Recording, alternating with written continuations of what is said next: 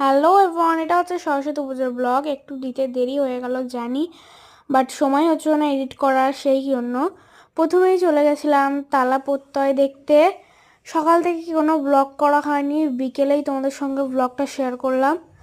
আর ঠাকুরের ভিডিও বানালাম যখন, তখন মানে ক্যামেরা উল্টো হয়ে গিয়েছিল, তো সেই জন্য শুধু ঠাকুরটার ফটো দিলাম। মানে ক্যামেরা উল্টো হয়নি, আমি ক্যামেরা ঠিকই ধরেছিলাম, বাট ওখানে তো মানে ফোনে ছাড়লে তো উল্টোই হয়ে যায়, তোমরা জানোই।